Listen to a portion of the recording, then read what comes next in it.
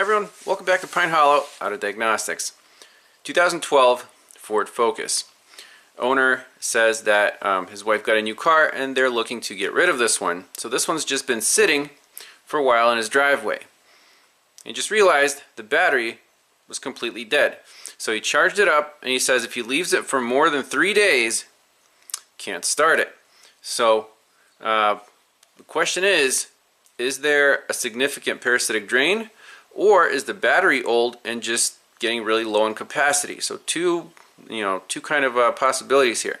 So he brought it here for complete diagnosis so he can repair the vehicle before selling it. So the next owner doesn't have to deal with this annoying problem. So let's get started.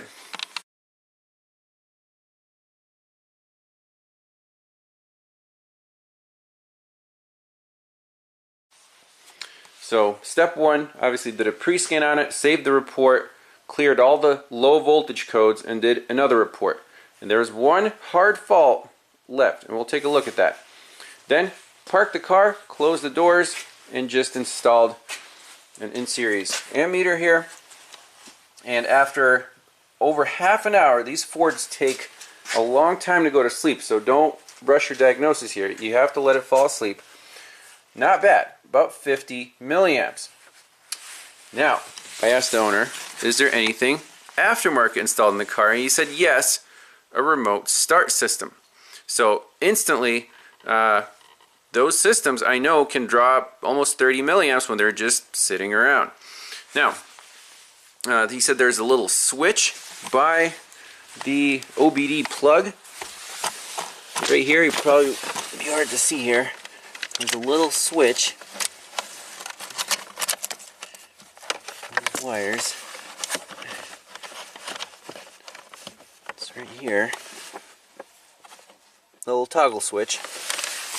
And I don't know if that disables or enables the system, but I tried both positions. One position, the draw was about 65 milliamps, and the other position, it was 50 milliamps. Okay.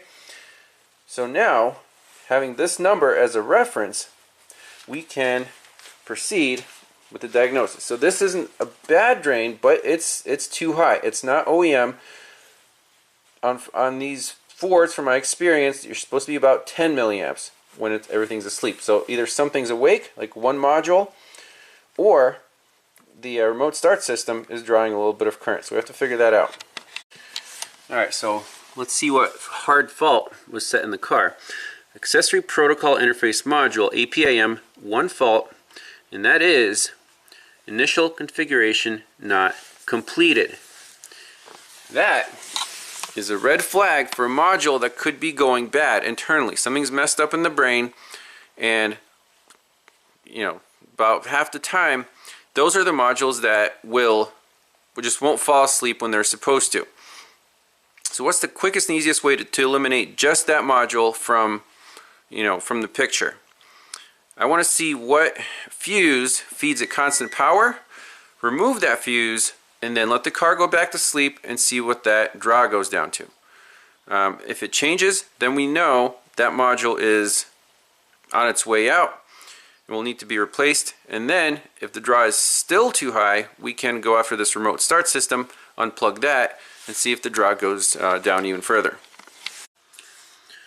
So looking at a wiring diagram for the audio system, this here is the APIM, and constant battery power comes from fuse 67, 7.5 amp in the body control module.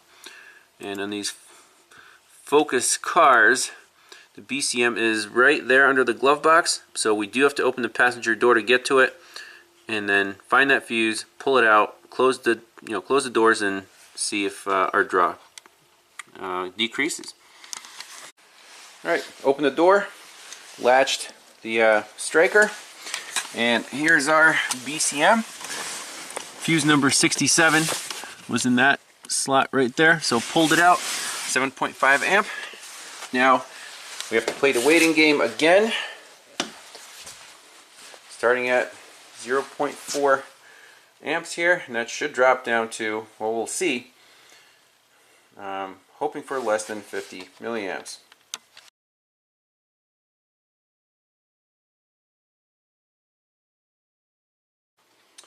Alright, so no big change at all with the APIM fuse pulled. You saw it went down to 46, now it's back up to 51, 52, 47. So we'll pop the fuse back in and then disconnect all the remote starter crap and try again. So every cycle it takes almost an hour to wait for this thing to go to sleep. So it is what it is. Well, here's the problem with aftermarket junk. I disconnected everything, the box, the little box, and now when you try to start it,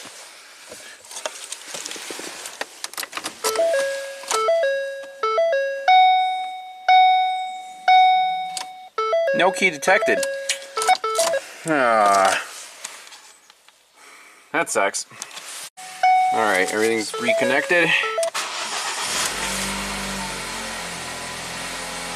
Not a beached whale anymore, so we have to leave it there for the car to even run. But I think that's it.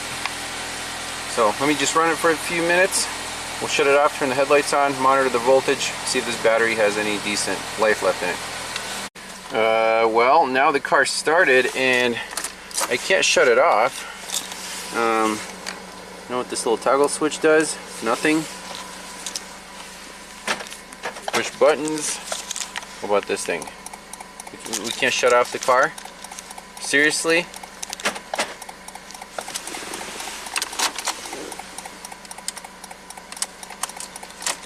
What the heck? Guys, the key switch turns on the car? Are you kidding me? What?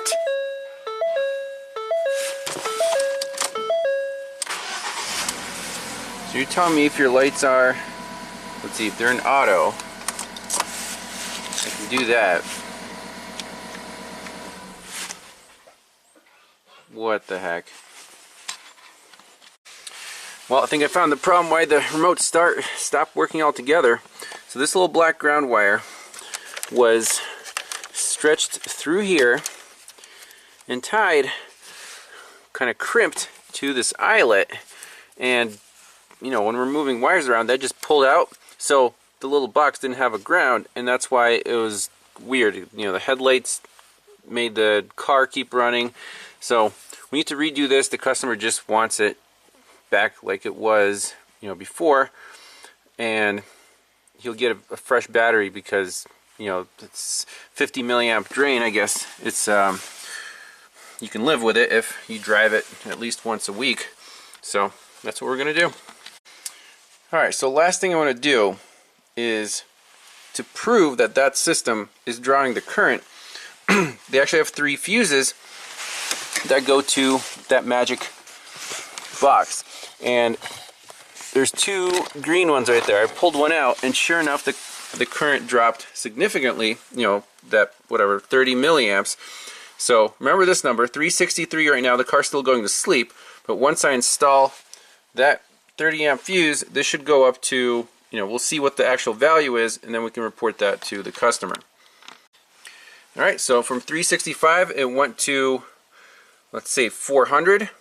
So that's 35 milliamps, almost 40 milliamps drawn by this remote start system.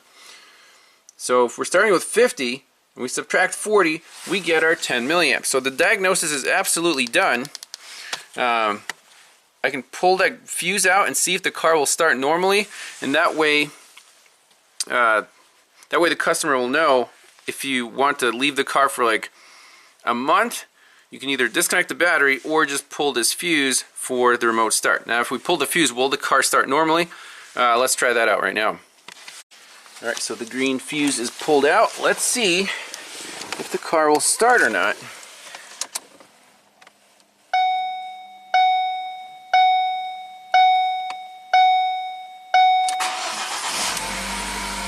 Yeah, sure does. So that's a win. No codes. So we'll tell that to the owner. So I was going to do a battery capacity test, and the owner said the battery's about 6 years old. But you want to start with a fully charged battery, obviously. Well, is it fully charged?